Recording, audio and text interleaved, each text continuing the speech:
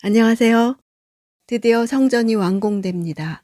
오늘 본문은 에스라 6장 13절에서 22절입니다. 14절 그리하여 유다 장로들은 예언자 학개와 이도의 자손 스가랴의 예언에 힘입어 건축을 성공적으로 진행해 나갔습니다. 그들은 이스라엘의 하나님의 명령에 따라 페르시아 왕 고레스, 다리오, 아닥사스다의 칙령에 따라 드디어 성전을 완공했습니다. 하나님의 명령과 왕들의 칙령에서 명령과 칙령은 같은 단어입니다.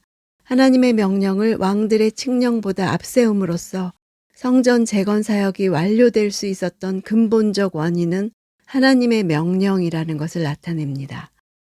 아닥사스다 왕은 성전이 완공된 뒤에 즉위했기 때문에 성전 재건에 어떤 영향력도 미칠 수 없었습니다. 그럼에도 아닥사스다 왕을 언급한 것은 유형의 성전만이 아니라 무형의 성전 재건까지도 염두에 두었기 때문입니다.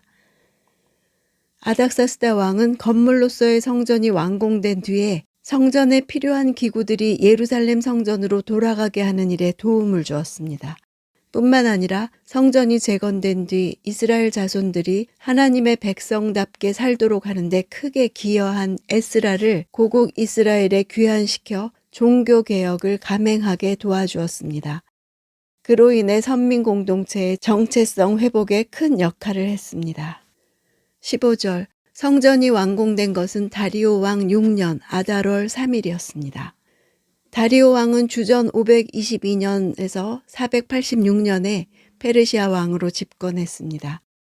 다리오 왕 6년은 주전 516년입니다. 아달월은 12번째 달이었고 오늘날로 하면 2, 3월에 해당합니다. 쌀쌀한 겨울철에 성전 공사가 마무리된 것입니다. 예루살렘이 해발 약 800m의 위치에 있다 보니 겨울철 예루살렘에는 눈이 내리기도 했습니다. 또한 이 시기는 이스라엘의 우기입니다. 귀한 공동체는 이 모든 악조건을 이기고 성전 공사를 마무리했습니다. 성전에서 예배를 드릴 수 있기까지 참으로 많은 대가를 치루어야만 했습니다. 성전 재건 사역은 주전 536년에 시작되어서 사마리아인들의 방해로 인해 16년간 중단되었다가 주전 520년에 재개되었고 4년 만인 516년에 완공된 것입니다. 이 제2 예루살렘 성전은 솔로몬 성전이 파괴된 586년으로부터 70년 후에 다시 세워진 것입니다. 성전이 파괴된 지 70년 만에 재건된 사실은 또한 포로 70년 후에 이스라엘을 회복케 하리라는 예레미야의 예언이 이루어진 것을 보여줍니다. 16절 제사장들, 레위 사람들, 나머지 포로로 잡혀갔다 돌아온 사람들 등 모든 이스라엘 백성은 기쁨으로 하나님의 집 봉헌식을 거행했습니다. 봉헌식이라는 아람어는 하누카입니다. 하누카는 이스라엘의 절기 이름이기도 하죠. 주전 2세기의 유대인들은 셀류쿠스 왕조인 안티오쿠스 4세 에피파네스에 의해서 예루살렘 성전을 빼앗깁니다. 안티오쿠스 4세는 안식일을 더럽히고 우상에게 제물을 바치도록 강요했고 부정한 동물들을 희생제물로 바칠 것을 요구했습니다. 또한 남자아이들에게 할례를 금지시켰고 율법을 폐기할 것을 강요했습니다. 이것으로 마카비 혁명이 시작되었고 결국 2세기 중반에 빼앗겼던 성전을 되찾았습니다. 이것을 기념해서 지키게 된 절기가 하누카, 우리말로 수전절입니다. 하누카는 봉헌식이라는 의미와 함께 빼앗겼던 성전을 다시 찾았음을 기념하는 절기로 쓰이는 이중적인 용어입니다. 17절 그들은 하나님의 집 봉헌식을 위해 황소 100마리, 순양 200마리, 어린 양 400마리를 드리고 모든 이스라엘을 위한 속죄 제물로 이스라엘의 지파 수에 따라 순염소 12마리를 드렸습니다. 이스라엘 지파 수에 따라 12마리 제물을 드린 것은 바벨론 포로 생활에서 돌아온 유다와 베냐민, 레위 지파만 남았음에도 불구하고 12지파로 구성된 모든 이스라엘이 하나님의 언약 백성으로 회복되었음을 보여줍니다. 포로 이후 유다 공동체가 과거 남왕국을 형성했던 지파들이 중심이었던 것은 분명하지만 이스라엘 민족 전체를 항상 염두에 둔 것이었습니다. 19절 포로로 잡혀갔다 돌아온 사람들은 첫째 달 14일에 유월절을 지켰습니다. 아람어 본문이 끝나고 이제 19절부터 다시 히브리어 본문이 시작됩니다.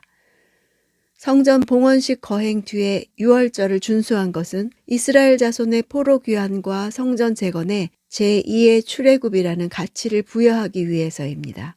자신들을 이방인의 손에서 구원하신 하나님의 은혜를 감사하고 언약 백성으로서의 새로운 출발을 다짐하는 전기를 마련하려고 했습니다. 20절 제사장과 레위 사람은 함께 몸을 정결하게 했고 다 정결하게 된 후에 포로로 잡혀갔던 모든 사람을 위해 자기 형제 제사장을 위해 또 자신들을 위해 유월절 양을 잡았습니다.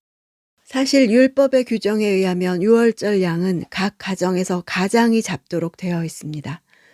그럼에도 제사장과 레위 사람이 양을 잡는 주체로 언급된 것은 히스기야 당시 유월절을 지킨 전통에 따른 것으로 보입니다. 히스기야 당시 자신들을 정결케 하지 못한 백성들을 위해 레위인이 대신 유월절 양을 잡았는데 아마도 이후 이것이 관례가 되었던 것 같습니다. 21절 그리하여 포로로 잡혀갔다 돌아온 이스라엘 백성과 스스로 이방 민족의 부정한 관습을 버리고 자기를 구별하여 이스라엘의 하나님 여호와를 찾는 모든 사람이 유월절 음식을 먹었습니다. 이스라엘 백성이 아닌 자들 가운데 유월절에 참여한 자들에 대한 규정은 상당히 까다로웠습니다. 여호와를 찾기 위해 스스로 이방 민족의 부정한 관습을 버려야 했습니다.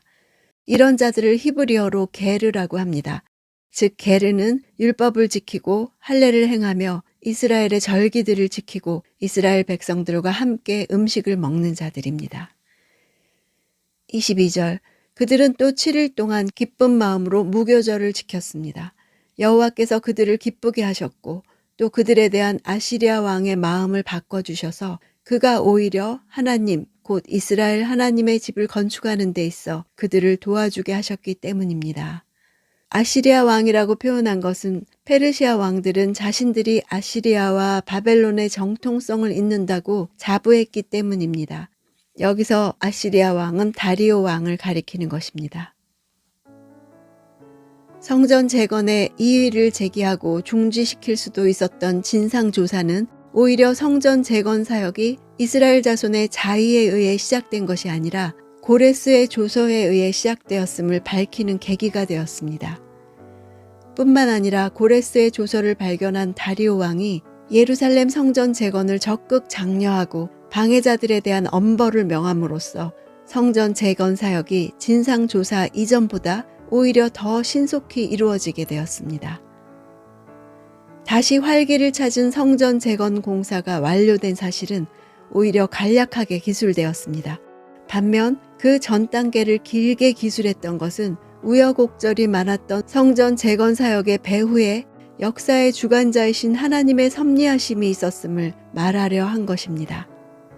그들은 여호와께서 역사 속에서 행동하시는 모습을 처음 보았습니다. 하나님의 섭리에는 인간의 생각을 뛰어넘는 초월성이 있습니다. 우리 또한 내 삶의 현장 속에서 행동하시는 하나님의 모습을 보기 원합니다.